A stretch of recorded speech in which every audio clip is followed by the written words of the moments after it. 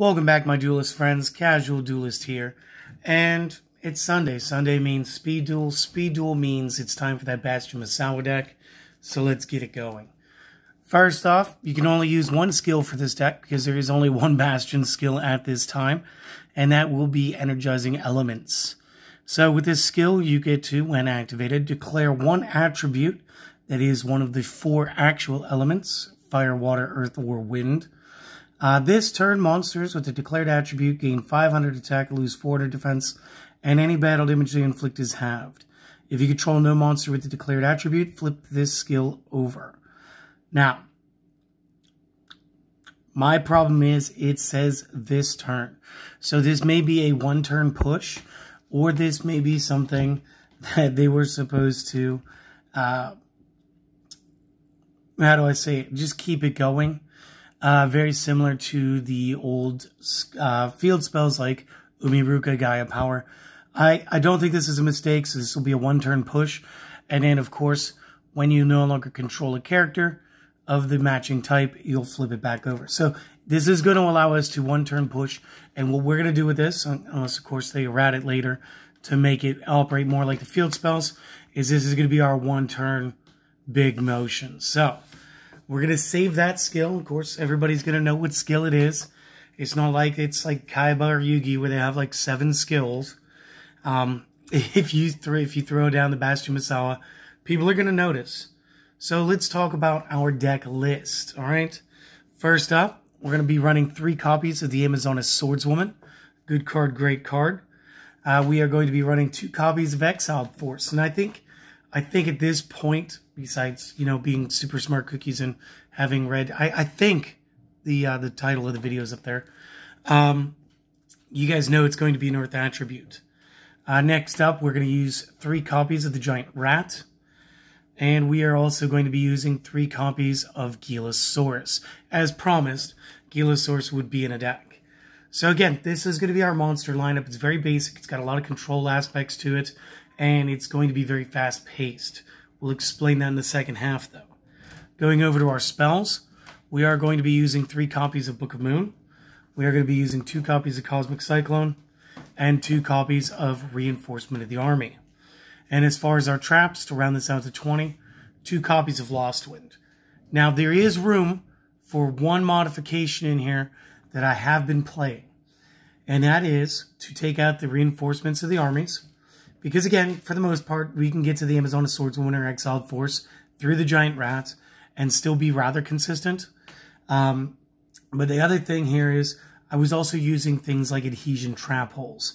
And again, all that is supposed to do is help offset the opponent's attack strengths versus ours. Because again, Energizing Elements is a one-turn push. So, just real quick, go ahead, take the screenshot, take the notes. I'm going to clean up the table, and we'll be back with the extra deck and our side deck. Alright, we're back, and it's going to be kind of generic. So again, we are going to use our Blue Eyes Ultimate. We are going to use our Cyberblader, our Cyber End, 2 copies of Ujama King, and our Thousand Eyes Restrict. And Adam, since I know that you guys are working with just the GX box and a structure deck for now, feel free to toss out the Blue Eyes. You could either double up on anything that you see here outside of Restrict, I guess. These could easily just become things like Master of Oz. This way you still have something that's over 4,000. It'd be 4,200. Still an option. So just to let you know. I would definitely recommend purchasing the structure deck or purchasing these as singles, though, as that's going to really elevate your game once you start using like the Waking the Dragons. And then for our side deck, we are going to have a single copy of the Cosmic Cyclone, a single copy of Lost Wind. This will bring us up to play sets for those. 2 copies Waking the Dragons, and 2 copies Zoma, because I did run into Inner Conflict again the other day, even in casual play. So since that's still sort of around, I wanted to go ahead and modify this sideboard to reflect that. So guys, this is the deck list. If you guys enjoyed it and you guys would like to support the channel, please comment, like, subscribe, share it amongst your friends, email it to a coworker. I don't know. Probably don't do that last one. It seems a bit weird. But most importantly, if you were just here for the deck list, have a wonderful day, all right? We will have our Speed Duel Spotlight coming up in the next couple of hours. And so just kind of enjoy the rest of your day. If you don't enjoy watching that, or do, whatever you like. Everybody else, I'm going to go ahead and clean the field one more time. We're going to go over all the effects, and then I'll make sure to get busy and make sure that that other video gets up on time. So give us another half second. All right, so we're going to start back with our main deck, obviously. And since I love doing things alphabetically, we need to talk about the Amazona Swordswoman. And before I hear anything about that, it's not a real Speed Duel card. Well, it does say SSO2, and it once turned. These sleeves are terrible for this. Because we had this argument once before on the channel. My sleeves do prevent the Speed Duel marker, and the original sets do not throw the word Speed Duel underneath the box the way they do nowadays. So before we get into this argument again, yes, it's definitely a Speed Duel set. It's definitely a Speed Duel card. The reason we want to run this card, first off, with Energizing Elements, becomes 2,000 points, so that's a heck of a game push. And additionally, your opponent takes any battle damage you would have taken from battles involving this card instead. So this is definitely almost like having a built-in Zoma. So maybe we didn't need to have Zomas in our side deck, but I like to do things the complicated way anyway. So the real of what's going to happen, let's just say I hit my opponent's Waking the Dragon, and they have their Blue Eyes Ultimate Dragon. So that battle is going to be, what, 3,000 of my loss? Well, that's 3,000 of my opponent's loss. They take the battle damage for me. So, yes, we maximized out on the Swordswoman. Also, just really cool card, and I've always wanted a replica of this blade. I thought that would always look cool on a wall. The 2 copies of Exiled Force, allowing us to do our little bit of spot control. We contribute this card that we control, then target a monster on the field, destroy that card. So again, if there's a monster that's just way too big for us to deal with, we can still out the character. And because we are using the Gillosaurus, we can special summon Gillosaurus first, then normal summon into the Exiled Force. Perfect strategy.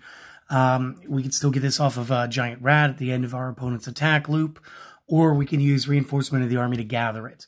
So again, between these two first 2 cards being warriors, and being accessible through all of these methods, this deck is super easy and super fun to play. Also, this card will go up to 1,500 during the turn of the Energizing Elements.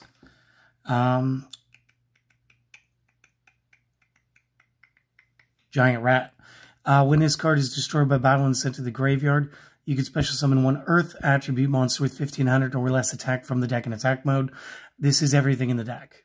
Anything in the deck is summonable, because the highest attack is 1,500. And for those of you wondering why I was clicking and not really saying anything, I was reading the Energizing Elements, and it does say if you control no monsters, then you can flip this over. So if your last monster would have been like a Giant Rat push, and then your opponent bats away all your rats, and then you have the Exiled Force, as soon as you pop the Exiled Force, the Energizing Elements will reset, allowing you to go ahead and flip the skill one more time. So really, that's where my head was. And I just realized right now that I hadn't said any of that out loud. So that was awkward, and I apologize. But you guys knew what you were getting into coming to this channel. So, yeah. And Gillosaurus, if you guys didn't catch him yesterday on the tech analysis, or you didn't catch him on, what was it, like Thursday's deck? I want to say it was a little dinosaur action. He's here again today because he is Earth attribute. He is a special summon. If we do play him early, it means that we can build up a big attack force, launch into the Energizing Elements. This guy will launch up to 1,900 points and really be able to help us lead the way. So, very cool card. The rest of this is all the basic generic tech stuff. You know, Book of Moon shuts things down. Cosmic Cyclone helps other monsters get to the back row and get to our opponent. Reinforcement of the Army, really helping us pick and choose again when we want the Exiled Force. Additionally, like I was saying, these could be Adhesion Tramples. I did play them both ways. I felt I wanted to present it this way over the other, just because this meant that there were more ways to get Exiled Force. And then last but not least, of course, the Lost Wind. So you target its face up, special summon a monster on the field, negate its effects, have its attack. And then if another monster special summoned from the opponent's extra deck, Waking the Dragons, or, you know, it's GX season, guys. We're playing Fusion. We can go ahead and then reset this from our discard pile to the field and just banish it after it leaves the field the second time. So really, these 2 Lost Winds are 4 Lost Winds. So very good, quick scratch maths. Let's get into our extra deck. And again, this just rolls down to strongest written attack points in the game. One of the best tech effects. Again, we're only ever going to play any of these cards through the use of our Waking the Dragon's Trap. And this card gains the effect based on the number of monsters the opponent has. And again, even though this card was designed like 15-ish years ago, like, it hasn't lost any steps and is perfect for Speed Duel since we are limited to 3 zones. So if it's 1-on-1, can't be destroyed by battle. If it's 2-on-1, card's attack is doubled.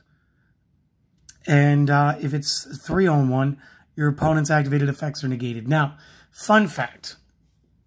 It's not on 1, I know I say that, but it's just based on how many monsters the opponent has at the time. So again, it doesn't matter how many we have. So if we do have Cyberblader plus effect or Exile Force plus somebody else like Swordswoman, what we can do this, is since they would have 3 monsters themselves, you could use the Exile Force, modify their side of the field down to 2, double over your attack, crash the larger one. Now it can't be destroyed by battle, and then your Swordswoman goes in for the KO on the other one. Or, possible, goes in against something it's overmatched against and throws the damage to the opponent instead of us, which could still be a game scenario. So check that out. This is very cool the way this card interacts. Again, Cyber End, big attack plus piercing. The double Ojama Kings for the potential lockout of being able to play Yu-Gi-Oh! And Speed Duel, being able to select up to 3 zones that the opponent controls, and restrict just being able to be like a counter reversal. And then with the side deck, again, we went over these in the main deck. Waking the Dragon, if it has left the owner's control from the field because of an opponent's effect and is either in the graveyard or banished, so it was destroyed or banished, Night Beam or Cosmic Cyclone, then we get to special summon a monster from our deck or our extra deck. And in this case, we want the extra deck. So run 2. And then Zoma, a little more damage for the opponent. Special summon this in defense position as an effect monster when you activate this trap. Dark level 4 zombie 1800 by 5. This will still be considered a trap, so do mind that. If this card summoned this way is destroyed by battle, inflict damage to the opponent equal to the attack of the monster that destroyed it. So again, between that and the Amazona Swordswoman, you could almost end a game just on types of effect damage. And again, you get these momentary pushes from the Earth attribute. And again, we can make this deck for all 4 of the attributes. And I guess if you guys want, we could make it an extra deck every week maybe, and give you guys the other attributes if you want. I'll tell you what, give me 5 comments down below saying that you want to see the other attributes for your energizing elements, and we will. We'll build a wind, we'll build a fire, and we'll build a water. All right? Outside of that, this is everything you need to know about this deck. The only thing that you have left to do is go build it and try it for yourself. And of course, maybe if you want, stop by here in like a couple of hours and check out our Speed Duel Spotlight. All right? Until then, or until next time, you guys have a lovely day. I'll see you later.